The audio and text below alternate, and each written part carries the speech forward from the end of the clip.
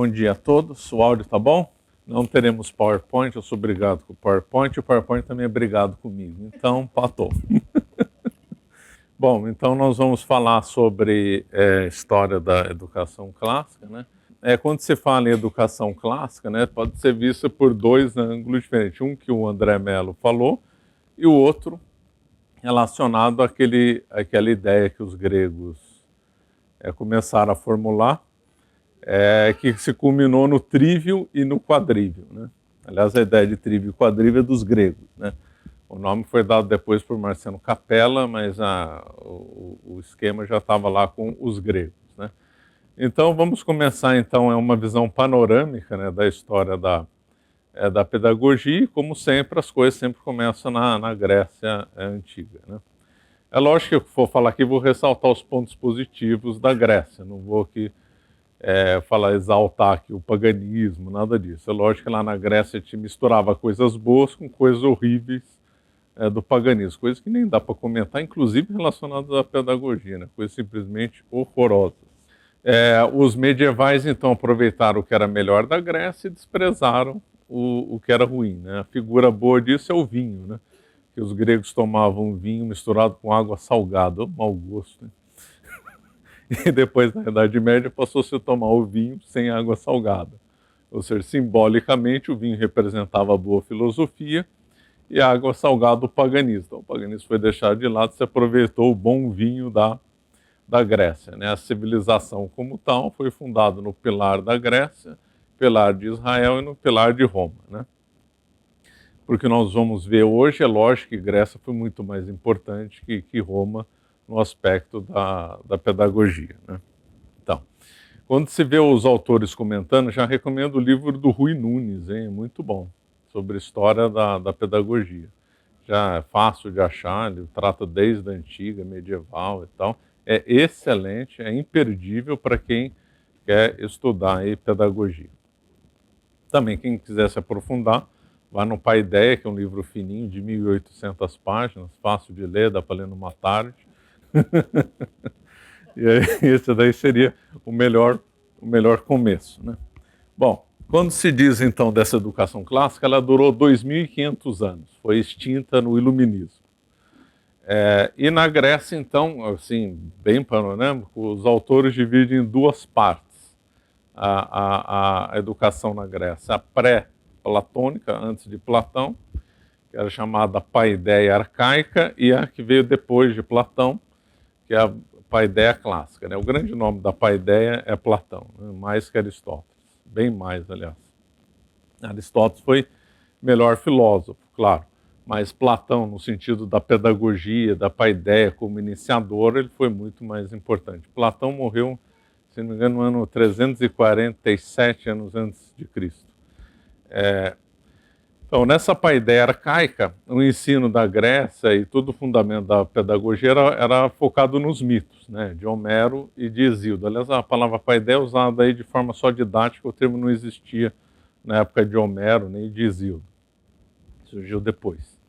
E nessa paideia arcaica, então, se procurava ensinar, né, os jovens gregos, principalmente na arete. A arete é chamada de virtude, né? Só que inclui tanto virtude da guerra como virtudes, as chamadas virtudes cardeais, né? Temperança, prudência, justiça e... faltou temperança, justiça, fortaleza, exatamente. Nas 4 cardeais, né? E os gregos aí já começaram, né, uma visão que difere muito da educação de hoje, né? Que é educar para a virtude, né? Hoje a educação não é mais para virtude, hoje a educação é um treinamento. Se a gente fosse diferenciar a educação clássica, em poucas palavras, da moderna, é que a clássica era para educar para a virtude e a moderna é um treinamento. Então a moderna visa apenas a treinar uma pessoa naquilo que ela não sabe. Então, um engenheiro vai fazer engenharia civil, alguém vai estudar engenharia civil, então vai aprender a construir casa. Mas a faculdade de engenharia não está preocupado em melhorar o aluno, se ele tornar ele mais virtuoso. Enquanto que a essência da educação clássica era torná-lo mais virtuoso. Pegando um outro exemplo prático da minha área, que é direito, né? Então, como é que seria o foco de uma educação para a virtude no direito? Seria fazer com que o aluno ficasse focado em principalmente duas virtudes, claro, da justiça e da prudência. A junção das duas dá uma palavra muito bonita, que antigamente era muito cara para o direito, hoje já está morrendo em tudo quanto é lugar, que é a jurisprudência, né? Então, a jurisprudência, que é uma palavra tão bonita, hoje esquecida aí pelos nossos tribunais, é justamente a junção, a harmonização dessas duas virtudes, justiça e prudência, né? Então, o advogado, o juiz, o promotor, eles deveriam sair melhores justamente na prática da justiça e na prática da prudência. Infelizmente não é mais assim, é só um mero treinamento. Eu vi um educador lá uma vez falando que hoje a educação está mais próxima de treinamento de cachorro do que para a formação de seres humanos, né?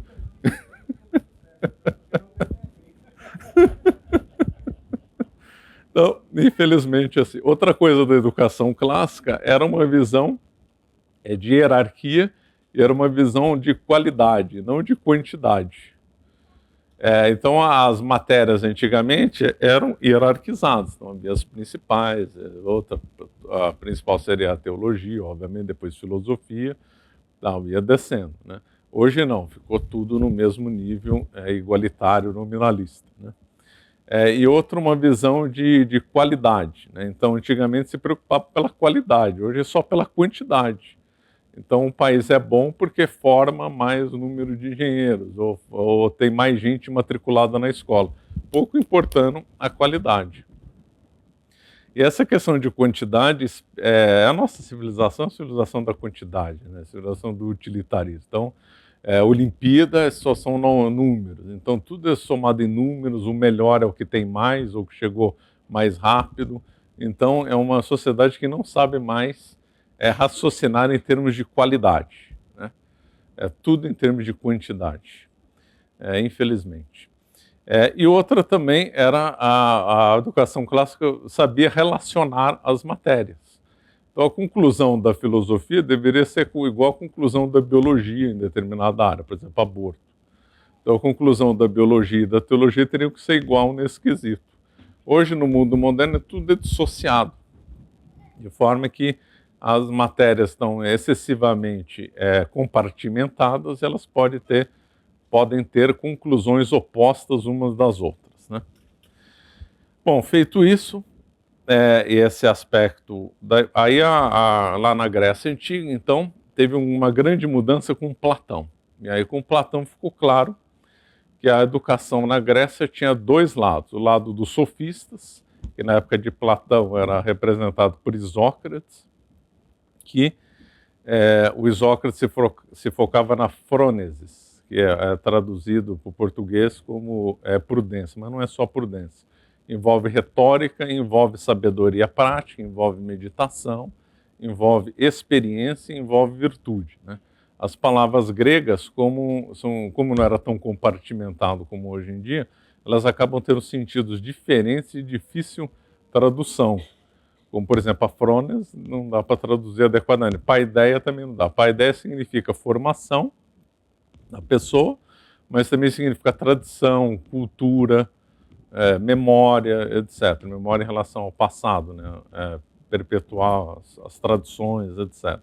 Então, é uma palavra que representa mais do que uma outra equivalente em português. É mais do que cultura, como às vezes é traduzido, também às vezes é traduzido só como formação, e essas traduções são incompletas. A palavra música, no mundo da grega, também é mal traduzida, porque na música, na origem da grega, era relativa às musas, e não só a música como a gente compreende. Então, música na época da Grécia inclui história, por exemplo, porque tinha a musa que era relacionada à história. Então, a história era aprendida na Grécia tanto na música como na gramática, e hoje para nós parece não ter o menor sentido, né?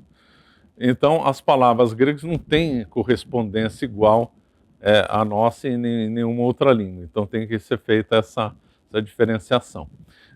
Uma questão interessante aí das músicas, os mitos gregos, lógico, é tudo errado, é um paganismo e tal, mas os mitos gregos são muito melhores do que qualquer outro mito que já tenha existido na civilização, né? O Platão, embora tenha trabalhado contra os mitos, ele reconheceu que Homero tinha feito toda a Grécia, né? Homero formou a Grécia. Então todo mundo tinha que decorar Homero. Quem não decorasse Homero não podia ser tido como sábio, como pessoa culta, etc., né? Aliás, o mundo moderno odeia decorar, né? Que a origem da palavra é tão bonita, porque decorar significa do coração, né? Então, todas essas coisas vão sendo perdidas, né? O mundo moderno é um desastre, né? Então, com Platão, então, nós vemos, então, Platão e Sócrates representavam duas linhas. O Isócrates, a linha da sofística, com a frônesis, a linha da retórica, da sabedoria prática, da virtude, da memória, etc. Tinha esquecido de falar da Musas, né? Musas filhas da Mnemósines, né? Mnemose é da memória. Aí poderiam falar, o que tem a ver memória com musas? A relação é profunda, né? Que se perdeu. Porque as artes e as musas, elas tinham que ser relacionadas à tradição. E aí por isso que vem memória. Memória do quê? Dos deuses, dos mitos. Se a gente trocar esse grande erro e colocar Deus, então fica a visão medieval perfeita, que as artes é uma memória relacionada a Deus, quer dizer, ela serve para Deus, né? Os gregos desenvolveram técnicas mnemônicas, Roma também, a Idade Média também, a Idade Moderna também, com o grande método do Matteo Ricci, né, o Palácio da Memória, que é aplicado até hoje em dia, hein? Impressionante, com variações, claro, né? Bom, aí o que Platão mudou em relação a Frônes? A filosofia. Então, Platão começou então a introduzir na academia, né? Academia era o nome da escola de Platão, ao estudo da filosofia, né? E aí tem o grande fundador da filosofia, na realidade, é Platão, né? Ele compreendeu tantas questões das virtudes cardeais como a magnífica tríade do bem, o belo e o certo, né? E aí então se ensinava na academia de Platão, depois de Platão os outros seguiram nessa linha, filosofia e frônesis, né? Então a Grécia viveu essa dualidade, uma mais prática, mais relacionada à retórica, como falar, prudência e tal, e outra não, já avançando mais nas questões mais profundas do universo, que seria então a filosofia, né? Aí avançando então, no tempo de Platão já estava consolidado, né, o trívio e o quadrívio. O quadrívio é associado a Pitágoras, né? Por causa o Pitágoras tinha uma visão, todos esses gregos tinham visão boa e visão ruim. A visão boa era lógico compreender o quadrívio. O errado era achar que os números tinham uma visão mística e tal, né? O quadrívio é aritmética, geometria, música e astronomia, né? E aí esse foi o... Incluía. Aí aos poucos, não era só. Não. A música foi só muito tempo depois que ficou só isso. Porque no termo de música, eles usavam coisas relacionadas a Homero, então envolvia coisas relacionadas à poesia, regras da poesia. A música era muito associada à poesia, né? Então havia regras relacionadas aos poemas e tal, e voltava ao Homero, voltava ao mito, voltava à própria história, e até mesmo geografia entrava nessa lógica. Assim como a astronomia tinha uma importância muito maior naquela época do que hoje. Só para abrir um parênteses, né? Como as coisas são mal abordadas, hoje a astronomia vira soma de cálculos, enviar astronaves para outros planetas, e tal, espaçonaves andando em volta da Terra, satélites, etc. Só que antigamente a astronomia tinha uma importância vital, né? A astronomia é mãe do calendário, é mãe do relógio, né? Então os gregos e romanos sabiam a época da colheita quando aparecia a estrela de Spica da constelação de Virgem. Então, quando ela aparecia, pronto, agora chega o momento da colheita.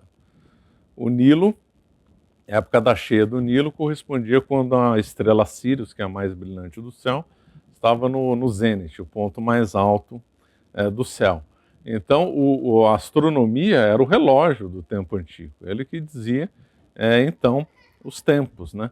Aí, lógico que depois a coisa sempre piora, né? E da astronomia veio a astrologia. E aí mesmo Aristóteles errou muito nisso, né? Então havia uma realidade no mundo sublunar e uma outra realidade no mundo translunar. Então as regras do mundo físico não valiam para o mundo translunar. E depois o símbolo virou como causa, né? A astrologia trabalha como confunde o símbolo como causa. Então a estereotipo causaria a fartura. A estrela de Antares, né, que é uma estrela vermelha no coração de Escorpião, causaria guerra e não símbolo da guerra. Então houve uma confusão entre os símbolos, tentando associá-los, né, a causas. Né? Bom, essa questão da frônesis e da filosofia, a visão platônica e a visão sofística foi para Roma. Né? E aí chegou em Roma, Roma de fato, né, a elite romana procurava trazer gregos para ensinar os filhos. Né?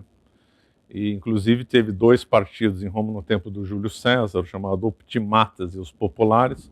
O Júlio César, o pai dele era dos populares, e tinha um outro lado que era mais da elite, chamado Optimatas. Os Optimatas gostavam, a princípio, né, da filosofia e da retórica grega. Depois a filosofia passou a ser atacada, né? O Catão disse que, assim como os vírus e as doenças atacam o corpo, a filosofia ataca a alma. É lógico, a má filosofia ataca a alma, mas aí ele errou, ele disse que foi um ataque à própria filosofia em gênero, não à má filosofia. Ele é um povo muito prático, romano, né? Tudo bobagem. Isso é bobagem. Depois essas escolas acabaram sendo proibidas em Roma. Acabou. Aí o povo romano, infelizmente, se tornou um povo que tinha excelência, né, nas infraestruturas, no direito, mas passou a não ter nenhum raciocínio filosófico. Né? Um desastre essa proibição, essa visão bem errada de Roma. Né? Mas até essas escolas serem proibidas, aconteceu uma coisa curiosa lá, né? Porque os populares não tinham acesso às escolas de retórica. Né? E eles passaram a ter acesso à escola de retórica do mundo grego. E passaram a ter sucesso com a retórica. Passaram a ter um grau de convencimento grande em relação a outras pessoas. E aí os optimatos ficaram preocupados e mandaram fechar as escolas de retórica, provando que a retórica funcionava. Né? E aí, no fim, com Cícero, Quintiliano, né, essa visão da frônesis romana foi adaptada e virou só uma coisa de questão prática, só para os tribunais, para a vida civil, etc. Aquele esforço contemplativo que os gregos tinham feito, a filosofia, pela própria filosofia, sem ter alguma coisa mais prática, né, acabou, então, morrendo lá na Grécia. Esse raciocínio filosófico foi recuperado na Idade Média. A Idade Média manteve, né, a visão da frônesis e a visão da filosofia.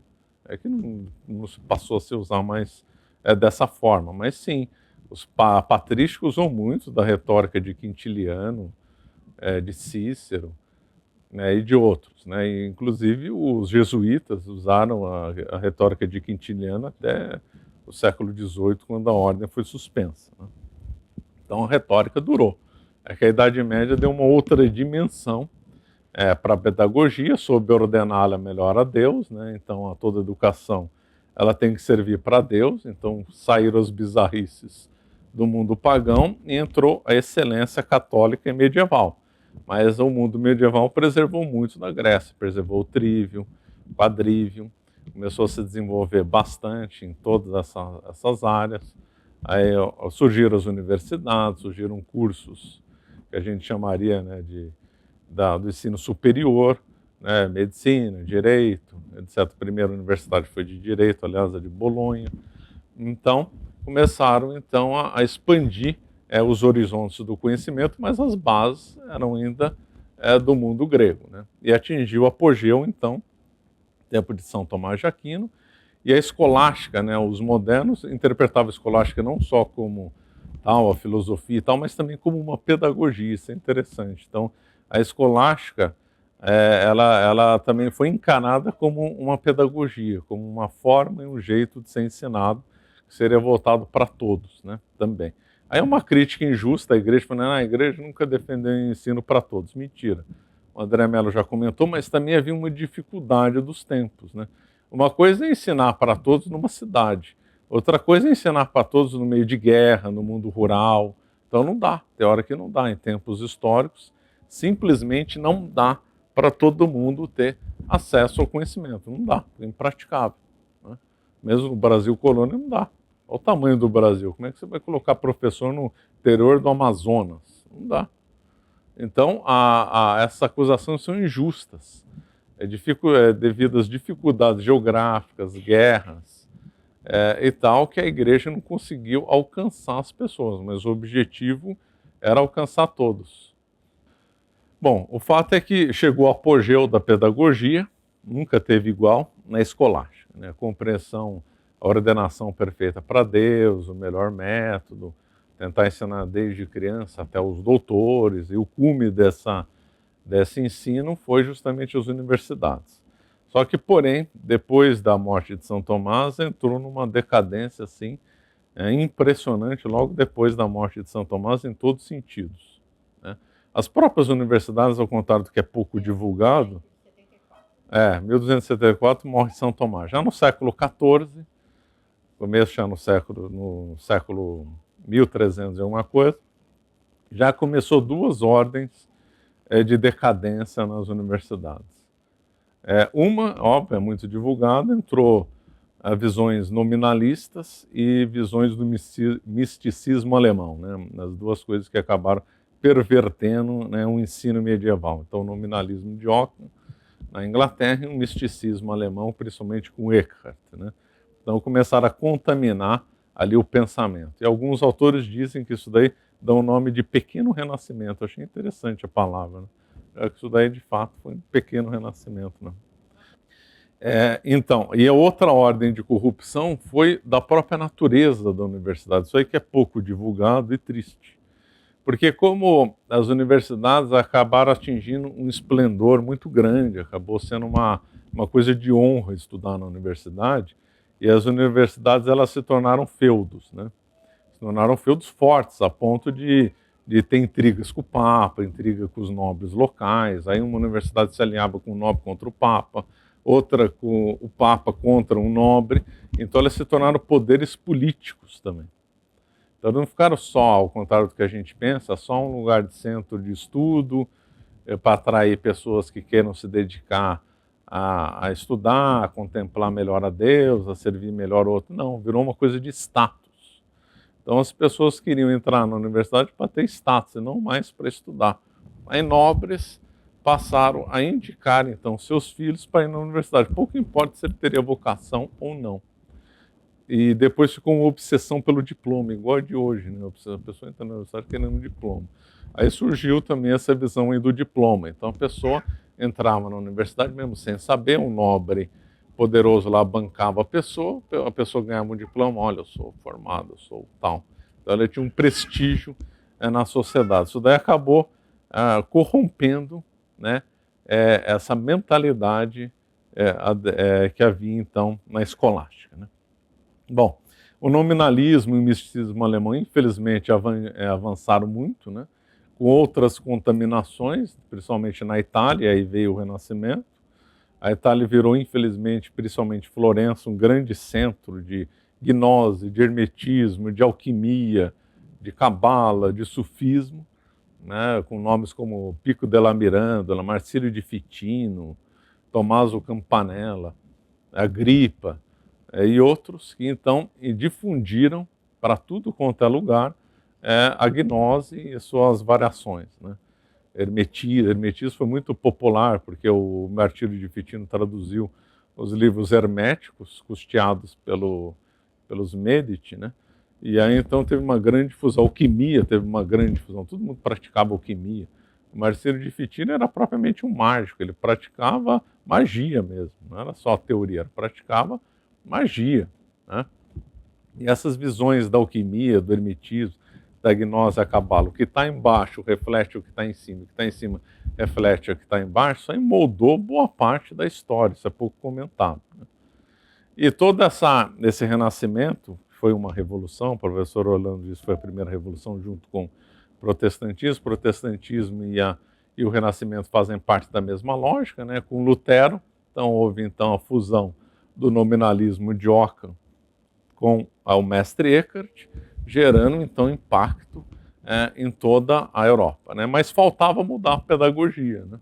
Porque a pedagogia ainda estava alicerçada, embora já corrompida, naquelas visões medievais e do mundo grego, né? Então faltava surgir um nome para corromper então a pedagogia. Esse nome surgiu onde é hoje a Tchecoslováquia, essa figura horrorosa chamada Comênios, né? Então, o Comênios, deixa eu ver se eu anotei em que ano que ele nasceu. Ele nasceu acho que ele morreu em 1670, se não me engano. Acho que ele nasceu em 1592 e morreu em 1650 ele morreu. Ele nasceu em 1592. O que é interessante é o ambiente que ele vivia, né? O melhor, quem escreveu melhor, né, sobre o Renascimento é a Frances Yates, né, com Y. Vale muito a pena ler quem tem interesse nesse tema, que é o livro dela como é que chama? Giordano Bruno e a Tradição Hermética. Excelente livro. Ele não trata só do Giordano Bruno, ela não trata só do Giordano Bruno, trata do Renascimento como um todo, fala muito do Marcílio de Fitino. Esse livro é imprescindível para entender o Renascimento. E ela escreveu vários livros. Tem outros dois bem interessantes que eu li. Um é do John Dee, para quem se interessa do protestantismo na Inglaterra, né? Que o John Dee ele serviu na corte da Elizabeth I, né? E o John Dee também praticava magia, alquimia, astrologia. Ele era ligado a um outro fulano ligado à magia chamado Edward Keller, e os dois serviram à corte da Elizabeth I. Você vê como uma coisa era grave. Elizabeth I, no leito da morte, achou que ia viver para sempre, que o John Dee ia aparecer com o elixir da longa vida e que ela ia viver para sempre. Tal delírio que chegava a magia nesses ambientes, né? Normalmente se fala que depois do Renascimento veio o chamado a Revolução Científica, que começou com Copérnico, né, e teve como principal expoente o Newton, né?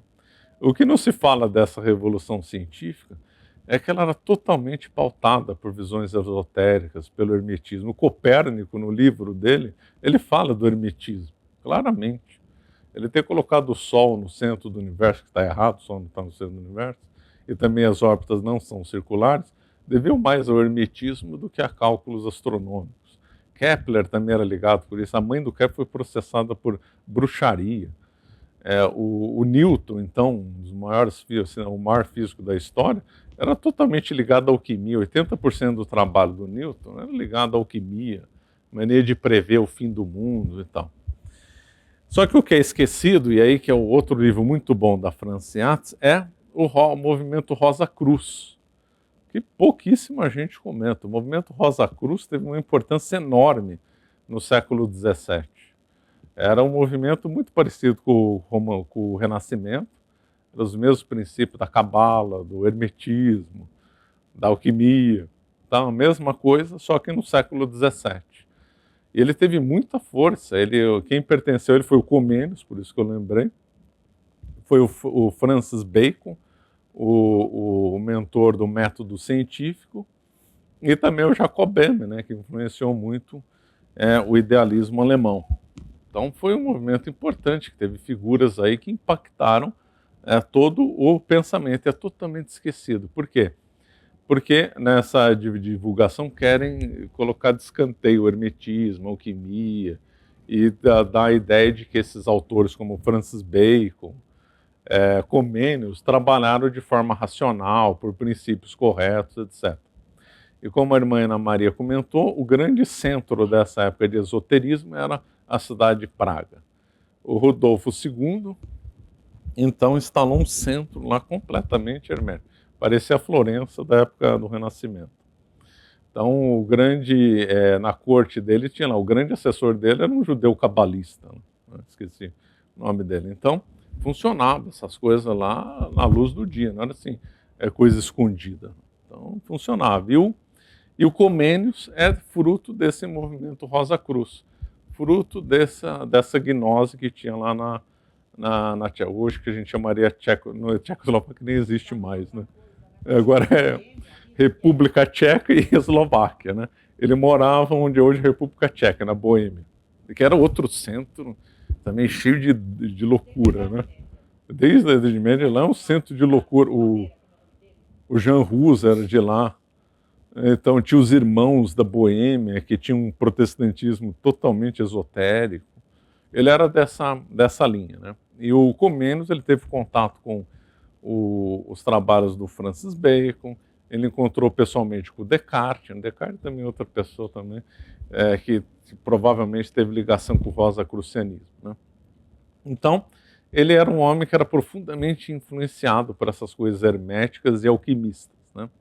Ele dizia que ele conversava, dizia que ele conversava com anjos, então que os anjos eram importantes na transmissão do conhecimento. Estou rindo para não chorar. E nos sonhos eram importantes, porque os anjos falavam para os homens por meio dos sonhos, né?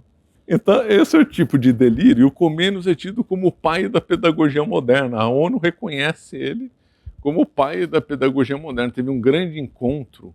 E aí que é interessante, né? Porque se a gente for interpretar o que ele ensinava à luz desse movimento, umas coisas ficam claras, né?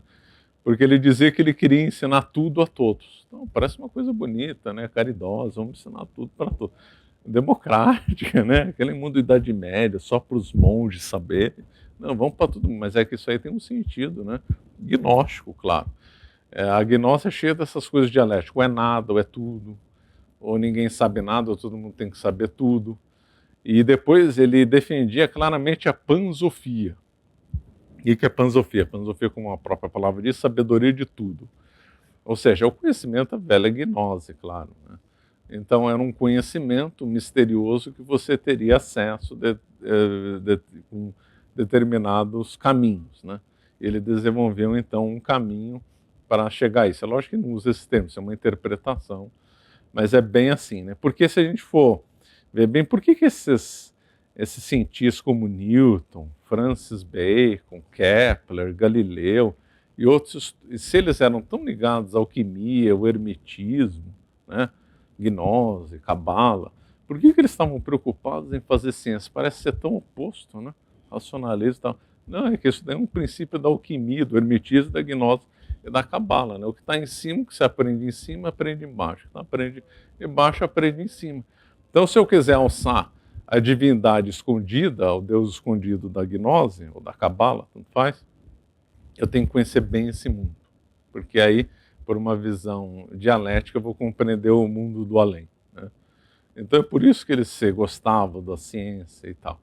E o Comênios é bem essa linha, porque ele tinha ódio da escolástica, né? Então ele deu o primeiro rompimento com a escolástica, o golpe final vai ser no iluminismo.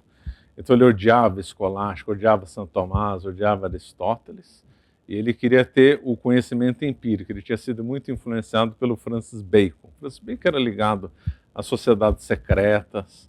Ele tem um texto muito interessante chamado Nova Atlântica, muito do mundo moderno, está lá no Nova Atlântica, é bem interessante. Então ele ficou muito influenciado pelas visões do Francis Bacon. Então, você entendendo esse mundo, dominando esse mundo, você vai ter acesso ao outro mundo, né? A própria visão da alquimia, o pessoal fala, a alquimia todo mundo só queria saber de ganhar dinheiro, que era transformar metais em ouro, né? Aliás, o Lutero comenta isso, né, no livro. O Lutero elogia a alquimia, falando, mas a gente tem que ver a alquimia por outro ângulo. Não é só para ganhar dinheiro, o Lutero comentava. Ele fala que a alquimia era um conhecimento profundo. Ele também comenta sobre a cabala, também, o Lutero. Então, mas o que eu quero dizer, a alquimia, então, não visa só uma coisa financeira, transformar metal em ouro. É lógico que isso não existe, né? Tinha um monte de falsário que pintava os metais e vendia para os trouxas falando que ia transformado em ouro. Bom, mas era transformar o homem em Deus, né? Então, o conhecimento da matéria vai levar ao conhecimento do mundo do além. Daí nasceu um método científico, né, que era focado principalmente na indução e não na dedução. Eles tinham horror à dedução, né? O Comênios odiava a dedução. Não que o raciocínio indutivo seja incorreto, mas não por esse ângulo. Claro, ele não é só o conhecimento indutivo que está certo, né? O dedutivo também está certo. Só que eles tinham horror ao conhecimento dedutivo, né? Porque a coisa tinha que sair da matéria, tinha que sair alguma coisa da matéria que você pudesse compreender. E o Comênios dizia que o professor, ele criticava demais o professor, bando de inúteis e tal. Que o professor era só um orientador, era o aluno que tinha que autocompreender as coisas, está tudo na matéria, a matéria ensina, a experiência ensina. O professor é só um guia, né? O professor é só um guia. E essa, então, foi o grande momento aí da reviravolta aí do ensino, né? Que a gente poderia chamar a primeira revolução do ensino, da pedagogia, melhor dizendo. Foi aí com Comênios que já começou um ataque violento à escolástica, né? E ao trívio e o quadrívio. Aí a coisa ficou enfraquecida até o iluminismo, né? Então, no século seguinte, século XVIII, houve um trabalho muito bem orquestrado, porque surgiu a maçonaria em 1717, ela conseguiu estabelecer umas redes de atuação bem fortes, né, no intuito de atacar. Então surgiu o iluminismo, então, no intuito de então criar um mundo novo, né? Essas coisas relacionadas a mundo novo, milenarismo, utopia sempre remete a Joaquim de Fiore, né, das três idades, né? Aí tem mais ou menos duas divisões aí, grosso modo, né, utopia e milenarismo. Mas tem anteriores também, tem uma outra subdivisão que a gente pode fazer que diferenciar um pouco o iluminismo dessa visão que veio com o Joaquim de Fiore do Renascimento. Do Renascimento eles também queriam criar um mundo novo, mas recuperando uma tradição antiga, das priscas eras, como era conhecido. Então, desde o primeiro homem, havia um conhecimento correto, e esse conhecimento correto foi pervertido pela Idade Média, pela igreja, sempre tem igreja para ser atacada. Aí se perverteu e os renascentistas que vão recuperar esse verdadeiro entendimento, essa verdadeira filosofia perene, né, que foi tumultuada pela Idade Média. Então os renascentistas queriam criar uma terceira idade ao mundo joaquimista, mas recuperando um conhecimento antigo. Os iluministas também queriam uma terceira idade, mas algo completamente novo. Ou seja, tudo que é do passado não vale mais nada. Tem que ser zerado, acabou. Não interessa a Rosa Cruz, não interessa o Renascimento, muito menos da igreja, tem que ser zerado. E esse aqui não, tem que passar uma régua para lá, não serve para nada e nós vamos criar tudo do início, acabou. Era bem essa visão iluminista, né, que culminou na Revolução Francesa, por isso que é iluminismo, né, uma nova revelação, chegamos à iluminação como tal. Né? O Diderot falava, temos que inaugurar uma nova era completamente diferente de tudo que foi. Por isso que ele escreveu enciclopédia, todo aquele ensino para trás, joga no lixo, agora tem enciclopédia, ensino novo. Né? E a Revolução Francesa, inclusive, quis mudar o nome dos meses, ano 1 da Revolução, criou o metro, tudo do zero. Direitos do homem, agora o homem vai ter os direitos dele, antes não tinha, foi tudo uma construção. Então, e aí eles queriam então mudar tudo. E aí nós vamos ter então o segundo grande momento da pedagogia, de revolução, que vai enterrar, né, o trívio e o quadrívio, vai acabar então no século XVIII.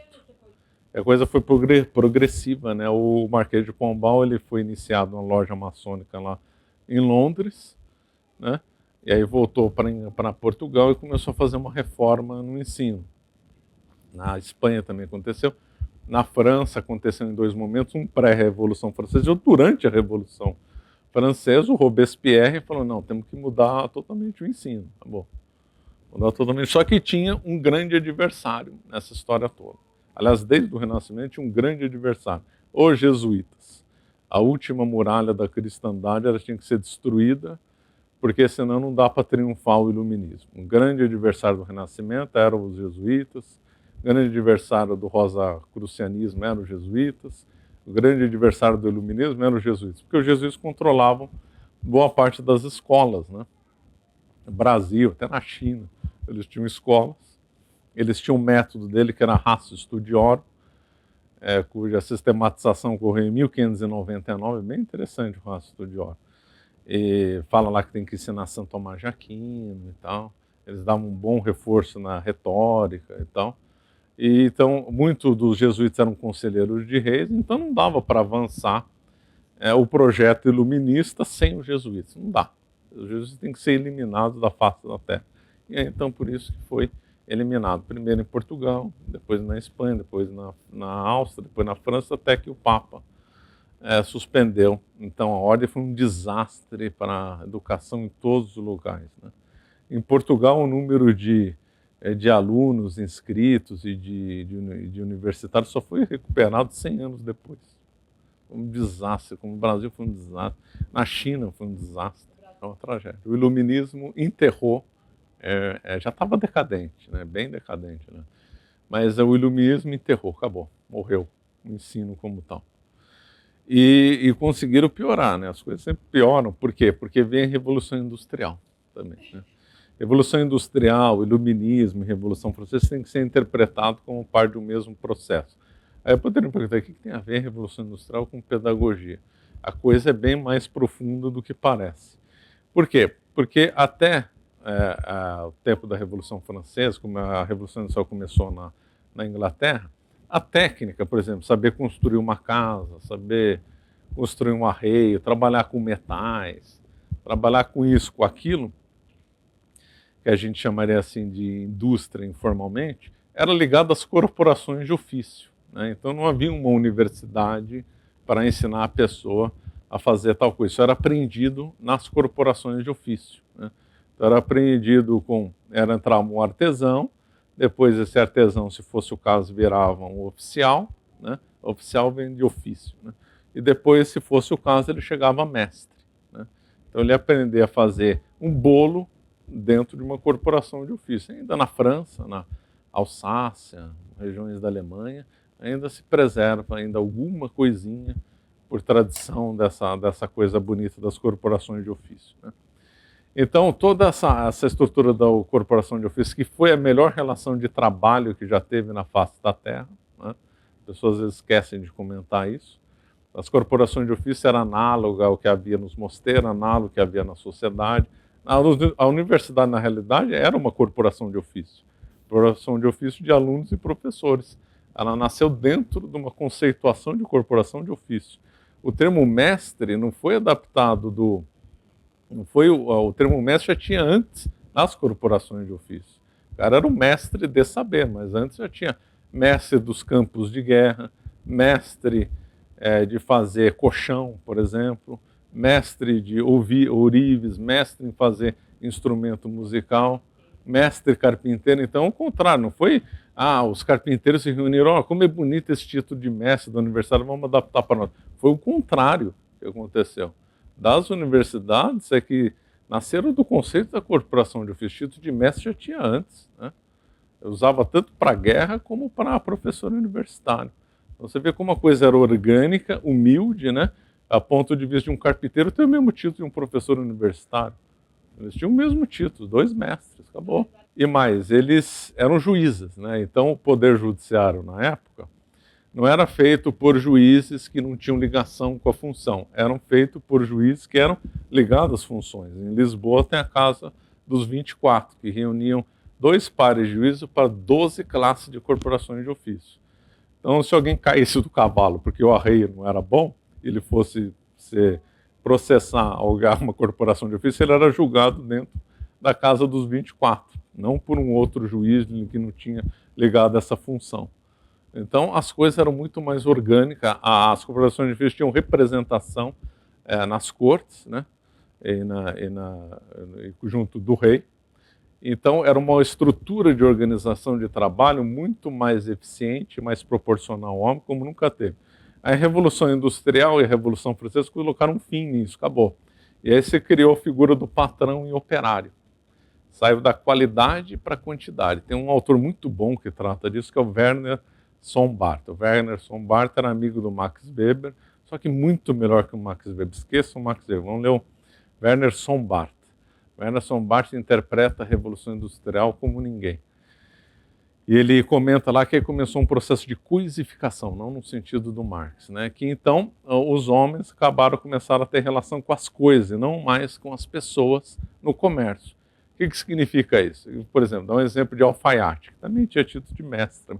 Até hoje, né, no interior, quem faz calça e não é o dono da alfaiataria é chamado de oficial, até hoje. Aqui no Brasil é chamado de oficial.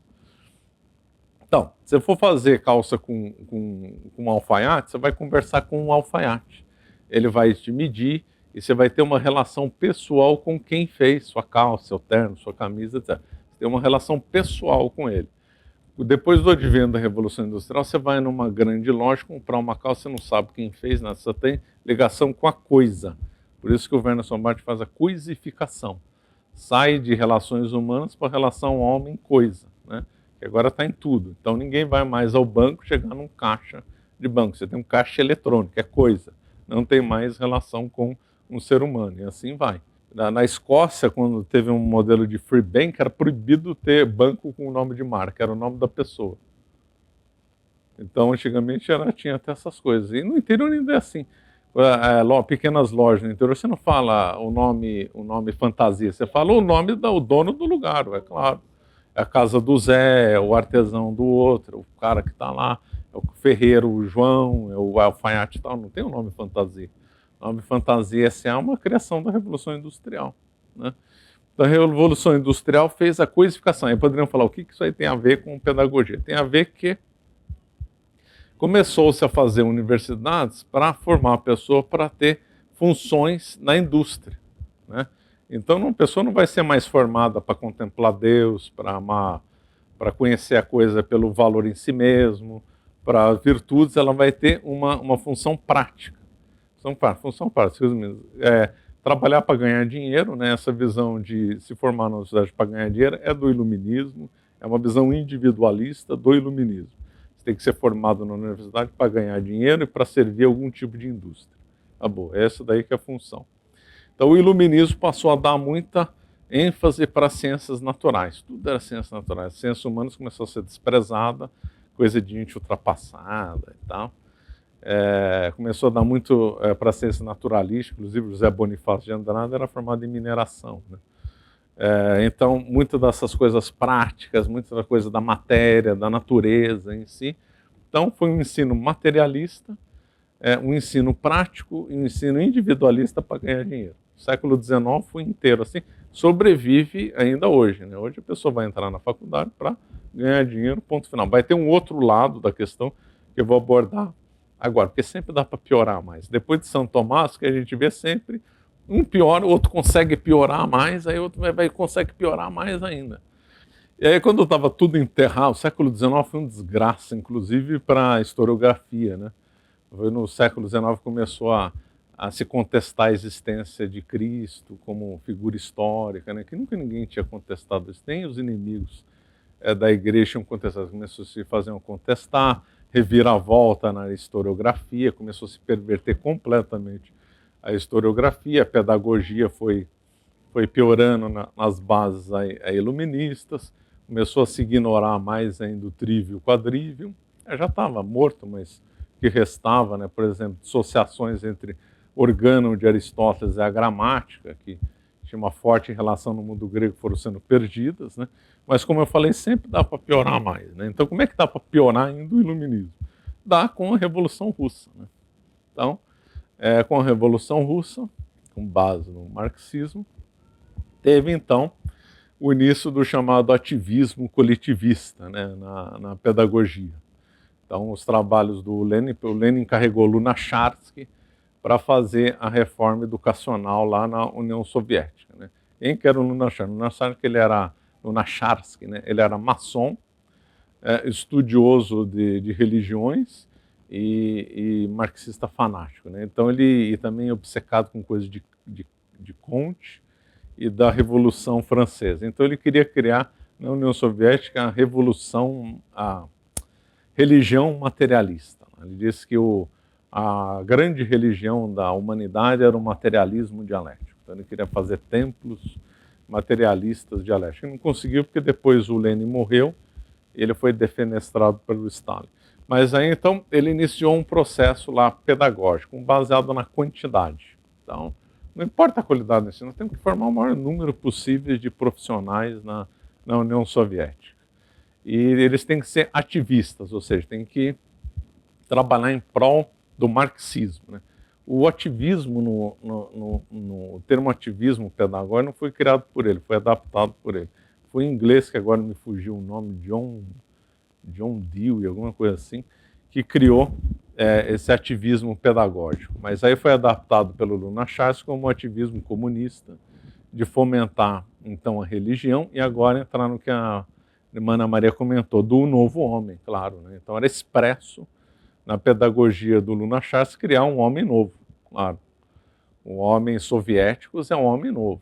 Assim, o kibbutz, né, de Israel também queriam criar um homem novo, ou seja, sem o pecado original. Aí quando lá os judeus do kibbutz viram que não todo mundo continuou nascendo com o pecado original, as crianças continuaram fazendo malvadeza, arte, tudo, aí falaram, então o kibbutz não funcionou esse negócio. Sério, foi assim mesmo. Eles esperavam que ia nascer crianças diferentes e tal, obediência, a loucura desse povo.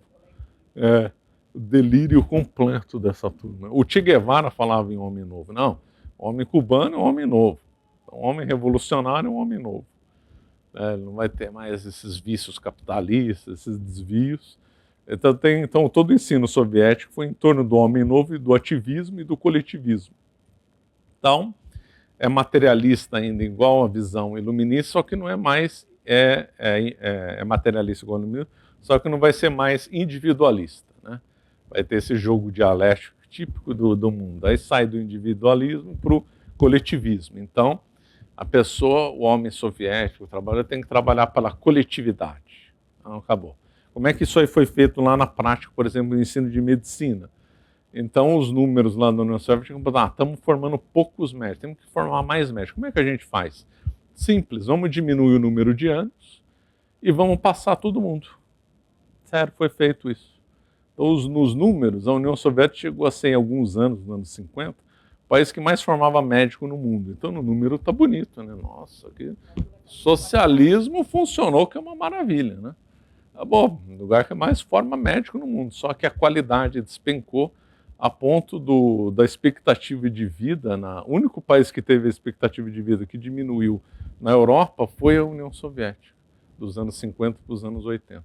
Só quem não ia no médico. Ou quem pagava por fora, né? Porque sempre tinha a lista, entre os ruins e os bons.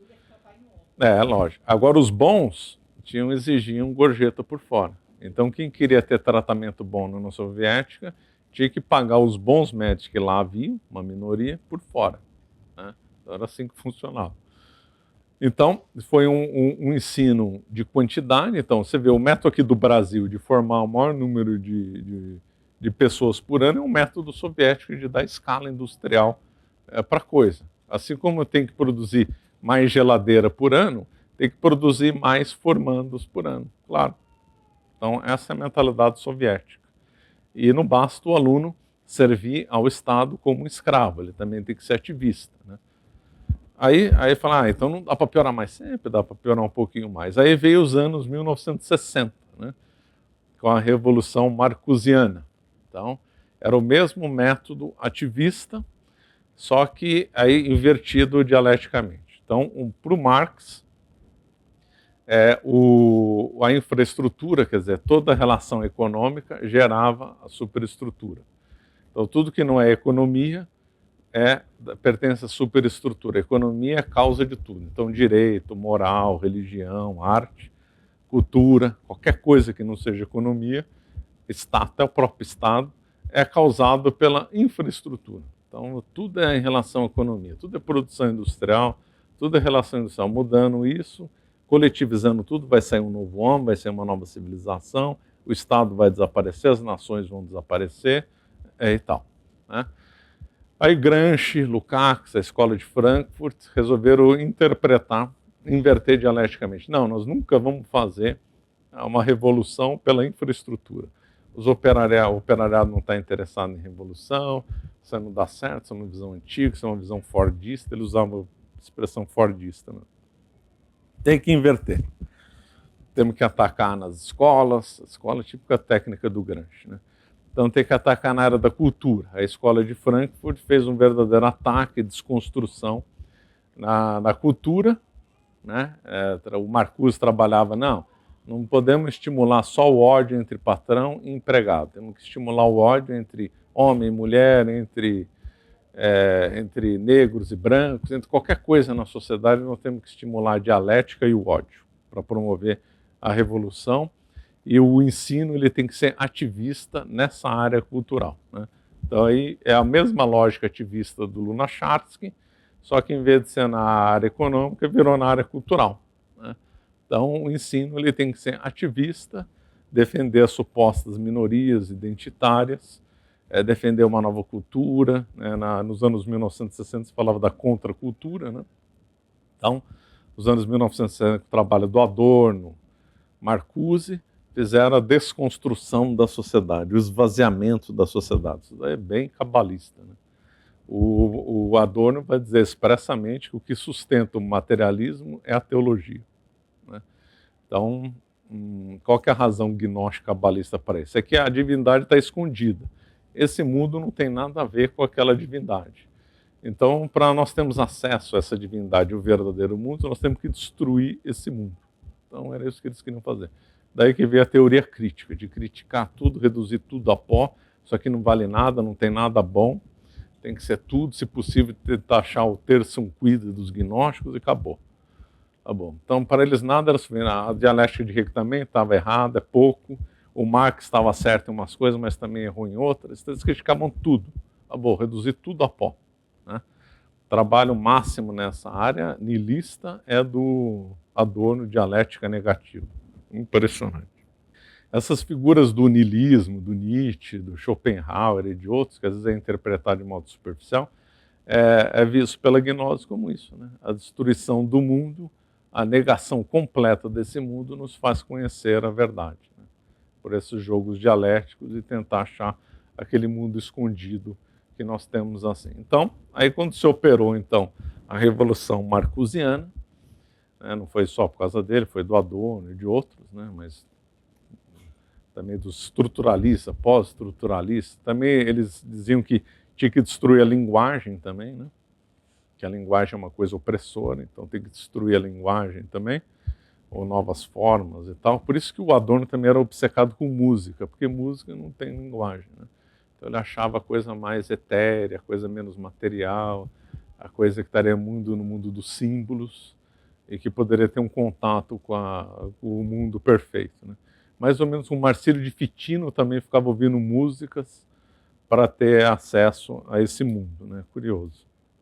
As coisas vão sendo só requentadas e mudadas, né? Então, o nosso ensino hoje, não só no Brasil, mas no mundo inteiro, é um ensino ativista, né? Fruto dos anos 1960, fruto do marxismo cultural. E convive junto com ele, né? A mentalidade iluminista de estudar para ganhar dinheiro. Então tem os dois no mundo inteiro, esses dois lados, a visão iluminista e a visão marcusiana. Um é estudar para ganhar dinheiro, visão iluminista, e o outro é o ativismo coletivista, identitário, revolucionário, que quer perverter. E esse ensino woke que nós estamos vivendo agora é fruto, então, de toda essa decadência que começou lá atrás, no pequeno renascimento do século XIV. Se a gente for ver aqueles princípios do Ockham, dos escotos, do Eco, estão até hoje aqui em dia. A linguagem vegana tem muito do nominalismo, né? Então, isso aqui é só uma visão panorâmica, né?